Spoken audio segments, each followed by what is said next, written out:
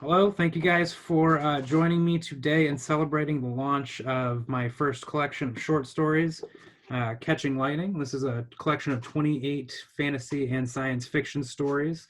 I am sitting here with Creative Inkwell, who actually did the cover for this book. He sort of answered an ad that I put out to paint a cover. He didn't know me, I didn't know him. We took a chance on each other about a year ago, right when the pandemic started. Right. And he ended up painting the cover for Catching Lightning. I painted it on wood for me. We met in a parking lot at Tim Hortons. Um, got to know him a little bit, got to know him as a very passionate individual, somebody who is very ambitious and driven, who takes his art and his craft very seriously. You can find Creative Inkwell on Creative Thursdays, doing his thing live on social media. You can find him throughout the Toledo area, doing live paintings. He's like me. He tries to keep as busy as possible. He tries to get his fingers in everything he can. He realizes that if it's not something necessarily that he wants to do for a living, it's something that he's going to learn from and grow from. Creative Inkwell, thank you for joining us today. Thank you for having me. So my first question for you is, when did you first realize that your passion was art?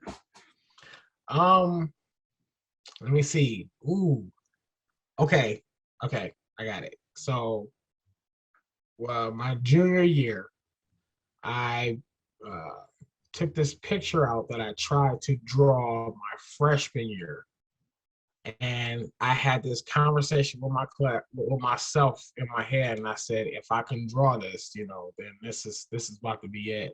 Because I couldn't do it my freshman year, it didn't come out. So I sat there, took color pencil, I took pencil, color pencil, and I drew this picture, and it looked exactly like the picture that I wanted to draw. And I was like, okay, this is it. I have arrived. Like, and I'm it. Like, not that I was the best, I'm not the Van Gogh or my favorite artist, MC Etcher. I'm not that, but I have something here. I have fire. That was enough to show yourself that this is something I can do. This is something that I have to do, basically. Yeah. Very cool, very cool. So since then, I know you've gotten your fingers into a lot of different stuff. What kind of mediums have you experimented with between then and now? What's been your favorite type of art to do? So once again, MC Etcher, because he does one of my favorite styles is called foreshortening. Okay. And it's when you have a picture that is very close, but it draws you all the way into the picture. Um, if anybody recognizes at the art museum, the Toledo Art Museum, there's a picture called the Architect's Dream. That way. It starts off where if you look at the edges, it's as if you're in a windowsill, and it draws you all the way into the picture. Okay. My favorite artist is MC Etcher, who's very great at that. It goes from 2D to 3D. You can look up some of his stuff on Google or in the library. But as far as mediums, every type of medium. I've started off, my first love was number two pencil, and then it went to all the way to painting. Then from painting and with acrylic, it was watercolor, oil, whatever I can touch that can make a mark on a piece of paper, I'm gonna use it. So yeah, that our acrylic right now is my favorite go-to because I can do what I need to do. But there's a trick that I do when I paint on wood, and it's because the wood soaks up the paint, Okay. so it dries quick, so I can maneuver what I need to maneuver, and I don't have to worry about thinning out or glopping a lot on. So Right. um, I think you do have to try a lot of different things before you get to a place where you know the one you're the most comfortable with, the one you can right. do the best job at the kind of things you want to create. So I think that's an awesome thing that you went through all those different kinds and we're willing to experiment a little bit before getting to where you're at now. So you've done a lot of things as an artist. I know you have plans to do a lot more. What's been your proudest achievement so far, in the professional art world? Uh, I think it's what I'm working on now. this mural that I'm working on, I haven't even completed, and it's already my proudest achievement. Um, because it's the first time I ever did an entire room. But before that, I think it was the biggest mural that I've done, which is at Routines on Reynolds. It's a gym, and that was an entire wall about uh, man, I want to say 30 to 40 feet, maybe. Okay, very cool. And that's probably my proudest moment that I think I've had. I got a video on it on YouTube. But yeah, I think that's my proudest one. Okay. Yeah, so you say you're working on the mural now. Are you willing to tell us a little bit more about it, or is it sort of a download Yeah, until it's no. done? So this mural was planned like last year. Um, and this friend of mine sent me a picture of this prayer room that she wanted, and I was like, man, definitely, I would love to do that. And there's this ugly brown in there, Okay. and I got to turn it like all white. That video, God willing, is coming soon. But it's clouds on one wall, one permanent wall. And ever since I used to work at Lowe's back 2004 or 5. And I used to walk through Lowe's uh, wishing that I could build my own house and praying that I'm gonna build my own, have my own house. And one of the things that I wanted was a prayer room. And to actually be able to paint one was just, it was another milestone, even though it's not my own, to be able to see and like what I want to do in this room is just, man, it's mind blowing to me. It's personal to me though, because I get to do something for somebody who's going to go there to release, the pressures of the day and, their pain, their anguish, or, something that they just want to go in there and praise God about. And I get to be a part of that, man. That's a big feat right there. Um, so I think, like I said, it's not even done yet. It's one of my proudest moments, and I can't wait to finish it. It sounds like an absolutely humbling experience. And, it sounds like it's also kind of just practice until you do get to build your own house and get your own prayer. Right, You already have done it, so you'll be ready. right. So we're working on that. Do you have any plans or anything that you sort of got cooking for the future for your art career? Yes, August 28th, my birthday. I have my own art exhibit coming up at Owens Community College. Awesome. Man, I can't even tell you, bro. Like, you have no idea. I wish I could break it down in words, but this is about to be, what she saying, Charlotte, as well. My magnum opus. That's Okay. exactly what this is about to be. This is huge for me, man, and long time coming. You're talking about somebody who used to be in school drawing on sheets of paper and little cartoons and Sonic the Hedgehog and Ninja Turtles and stuff, and now to be for somebody to give you a chance and say like, oh, I've seen your stuff. I think you would do well in an exhibit of your own. That's a humbling experience, despite not small beginnings. Right. Right. But it started off at an art loop, and now I got my own exhibit. Like, I used to watch movies about this stuff, man, and That's wondering if incredible, man. some That's lady in really a bonnet with all black on with a deep stare into my art, like, this speaks to me. Like, that was like, it's you want that, you desire that feeling. So for it to happen now is, man, I can't wait. I'm excited. I'm excited. I'm excited for you, man. That's well deserved. Everybody, make sure in August that you guys go check that out. Owens, is it open to the public? It's gonna be Yep, it's open to the public. The opening is August 28th. I think it starts at 6 o'clock to 8 p.m. and then it's going to be virtual. okay. So Cool. that's going to be even greater. And it's all Online the way. space. It runs all the Yeah. way up to October. October, cool. So make sure that you don't, not only go and see that exhibit, but also make sure you follow Creative Inkwell and check out some updates on some of the stuff he's doing. And I'm sure he'll give us some more updates on that as we get closer to August. So I will.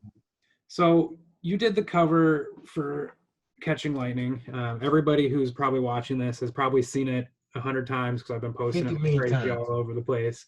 I'm gonna Uh, keep posting it. You guys are not. You guys are gonna get so sick of it, but you're not because it's an awesome cover. It's an awesome book. For doing this, I know we talked a little bit about kind of what I had in mind for it, but where did you get kind of the final inspiration for what ended up being the final product?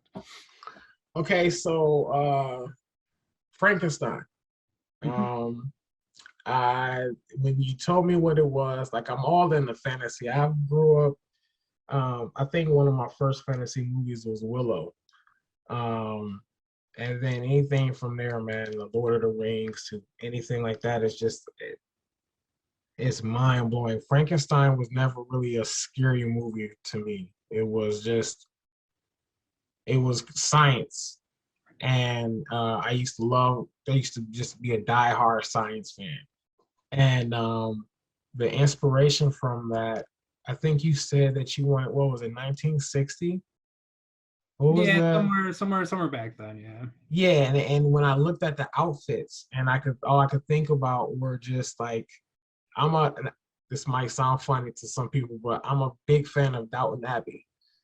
Um, and their clothes and the stuff that they wore, and I was just trying to fit both of those together and think of like this mad scientist that nobody knew was a mad scientist.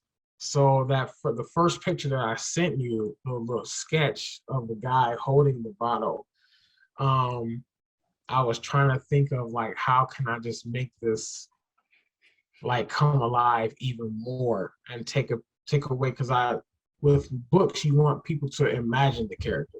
Right. So I wanted them to make that own decision and not put a face to whoever we were, trying to get them to see. So that's when I was like, why don't we just do the hand and then the hand in the bottle? So what I actually did was I had a picture of somebody holding a light bulb. And then I took an old flask from back in that time frame. And then I was like, you know what, that's how I'm doing. I'm gonna put the lightning inside here and just make it seem like somebody caught lightning in a bottle. Very cool. And it was a man. Turned out perfect. It turned out perfect. Sort of the original idea for catching lightning was the metaphor that as a writer, as a creative, people ask us all the time. Where do you get your ideas? Just like I just asked you, and honestly, a lot of times it's just like catching lightning. Like it flashes, and sometimes it hits you, sometimes it doesn't. And I sort of ran with that metaphor for putting this collection together. So the image is perfect. It's just enough to be enticing, but also enough to leave a lot to interpretation. And I think it worked out really well. Um, so I know seeing and holding, a full length book of my words in my own hand was one of the most exhilarating and exciting experiences I've had in my entire life. That was something that, the first time I got that book in the mail, it was something that, I'll never forget. For you, how did you feel when when I first showed you, like, here's the cover, here's the words that I put on it, here's how I digitized it, Oh, here it's a book, like it's a work of art that you did, it's now a book. Like, what were the feelings you had? so it was mind blowing because I've done book covers digitally. Mhm. I I've switched over. So starting out, I used to draw logos, and that was my first company. I draw Christian logos, and then I had this logo program. So to infuse my own paintings and then put it on a book cover was way better because it wasn't something that I could just curve and click, and that was technology. This is something that I did, like I created, and I don't want to get like I'm trying to word my words correctly when I say this. It's one of those things that you live on forever. Right. It makes you live on forever. So, this is just the start for us right now. You never know. Like this might be something that is a serious pioneer in the college classroom, and my paintings on it. Like, and it's not even so much that people would know my name. it's the fact that I helped build. If you put whoever built the Empire State Building or the Statue of Liberty, people are not speaking about their names now, but they're speaking about the Statue of Liberty. You don't talk about New York without the Statue of Liberty. So it's mind blowing to me to have a work of art out and knowing that it's not going to be something that's going to be painted over. I've done murals in I think 2 places right now where it's been painted over, and nobody ever see it because somebody bought the building or bought the house. But this is a book, like nobody's going to paint over that, and it's heartfelt for me because it's not in vain.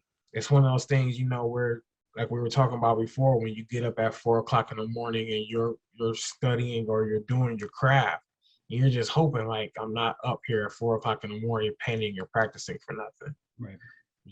So it was the greatest. It was the greatest feeling. I shout it out to my family. I posted it on Facebook. I posted it on my YouTube. I put it. It's about to be in the magazine, so I was like, yes, this is something definite that has to be shown. I did a book cover. I think I did like 2 or 3 book covers for my dad. I did one for Candy, Yana. I did one for her, Patiently Waiting. I did one for my pastor, my old pastor's. I can't even think of what he's called. His right hand man, a servant. I did several of them, man. So those are like, yeah, take a picture, move some stuff around, click here. Those were exciting. I'm not knocking those. Those were exciting too. But to see my actual painting though, a passion that I have to help somebody else get to this next step, man. It was one of the best feelings ever. Seriously. I said that I had a smile on my face the entire day. After I seen that, I was just sitting there, I was just like, I can't believe this happened. Like good. I was super I don't want to say leery, but I was definitely having kind of second thoughts when I digitized it and I moved it around and I sent it to you. I was like, man, I just took this incredibly talented artist work and I just sort of repurposed it. Like, what if he hates it? What if he sees it and he's like, oh man, that looks like crap. But I'm glad that you liked it. I'm glad that it worked out. It's already in, even though it's releasing today, it's already in Kentucky, Missouri, Illinois. We got one copy out in Washington, so it's moved a little bit. I thought about that today. I was listening to this old rapper, old rapper, and I was listening to his music, and that thought went past my mind. I said, "This man does not even know that I'm listening to his song, right?" And I'm up here just jamming to it, and he has no idea. And like that's the type of stuff that I think about is that in all those places where that book is, I don't even know who's looking at it and who that it could inspire to look at the cover and go, I want to do something just like that. Right. You somebody might open it and see the Instagram.com Creative Inkwell in there and Creative Inkwell's name in there, and that's one thing that as a writer too, I've always taken advantage of little things where it's like somebody's doing this project, they want me to be involved, they want to get my name on it, and I'm like, yeah, let's do it, let's put my name on it, let's get my product in there and see what happens. So I'm glad that we can collab on that. I think it worked out really well. But you know what, you become more than the product though. They say your words enter 1,000 people's mouths, and Einstein doesn't even know that he's still talked about. Right. Tesla doesn't even know that he's still talked about. They're dead and gone. But at that moment, there was no way that they thought about 2021. And you get what I'm saying? So like when we're dead and gone and your book is still there, and I don't know, 30,031, like that's not going to even be we're not going to be here. It's not going to be a thought in our mind, but you leaving something behind to inspire somebody else, like the next generation. Look at our airplanes now, like we was talking about earlier. Look at our airplanes now versus the Wright brothers. You're starting something, and you're making a movement that a lot of people wouldn't even dare to make the chance to. So you're living, and you're beginning lives for somebody else. So I commend you for stepping out, because I know it's not as easy as a lot of people. I still got 2 to 3 books in my head that I'm trying to get out. And I don't. That's not my concentration. It plays around. The characters play around in there, the paintings, the everything. But it's like, this is something that I don't have the immediate passion to do like you did. And so, like, you know, you're that step for somebody. And so it's, man, the experience right now is still like, even the fact that we're doing this meeting, it's overwhelming. You got to contain it. it's just it's hard, but it's an exciting thing. I was homeless, man. I was homeless and wishing and hoping I was gonna get a moment. And like, I knew, like, I'm just like, dude, I gotta, it's gonna happen for me. It's gonna happen. Then, man, we wasn't even a thought in our head. The when I seen you post that, I was like, I ain't never painted or drew a book cover, and I'm an adrenaline junkie. So I was like, I'm about to do it. Now you have. And I have. Yeah. And it's like, if I would have never, I wouldn't be doing this right now. Now you have, yeah. So it's like, those chances you take, man. You never know. You never know. You gotta step out. Absolutely. You gotta step out. Well, here's to that moment, and here's to 100 more moments after that. It's up Amen. here. It's 2021. Opportunity is boundless for everybody, I think. But I think, especially for you, for me, for the Toledo area, artists here are doing really cool, really great things. Creative Inkwell included. But before I let you go here, can you tell people where they can find you, where they can follow your journey? YouTube, Instagram, Facebook, Twitter now. I don't think I'm gonna do a TikTok, but you never know. I got a website coming soon. Under Creative, everything is under Creative Inkwell. Make sure that y'all look me up, subscribe, share, get involved. I would love to connect with you. Love for you to connect with me, and just on this quest, I just want y'all to see, what it is to be not only local, but somebody who's growing to reach the top tier, and who's going to make it to the top tier, God willing. Because when I was a kid, all I knew was I wanted to be like Michael Jordan. I don't even like basketball like that. I mean, I watch it. I just knew I wanted to be like Michael Jordan, though. With the mindset. And I didn't even understand what that was. Everybody wanted to be Mike. Matter of fact, it was a commercial. I wanted to be like Mike. But I was like, why do I want to be like Mike? Like, that didn't, I couldn't connect that. And for my kids, and for anybody else who see me, for the oldest person in the world watching this, I want you to know that a lot of these people who were born with silver spoons in their mouths, or people who had the connections, they still had to go out and do something. And they had to, that one thing they started out with may not have succeeded, but they still had to continue to push and go. And no matter what age you are, it's going to happen as long as you continue to strive and go and drive for it. And I wanted to be that inspiration for my kids, that whatever they're going to do, y'all seeing the steps that I have to take to get to somewhere. And it wasn't like somebody just turned around and go, oh, you're an artist, here you go. You get all the love and whatever else you need. Boom. No, you have to hear no 1,000 times. You have to, like you were saying, try, and you got to fail. You have to humiliate yourself after you done built yourself up. And then you have to go out there and you have to believe in yourself. And you have to do it again, and you're probably going to have something bad happen again until you Right, get it right. right. Again and again and again. And you just have to keep doing it though. Absolutely. Because when you look at a kid walk, man, I'm looking at my baby now, trying to walk, and he stands up and he falls down so many times. But he cries and gets right back up He doesn't because stop he's trying to do like, it. I got this, I gotta walk. I Mhm. see y'all walking every day. Like I gotta get there. So that's where it's gotta happen. It has to happen. Absolutely. And once you get to that point, at the end, you're gonna be proud that you Absolutely. stuck it out. Absolutely. Well, Creative Inkwell, thank you so much for those words. I think those resonate with a lot of people, and thank you for the cover of the book. I'm looking forward to the next steps with you. Check him out, Creative Inkwell. If you see his art and you like it, buy his art. Go buy my book.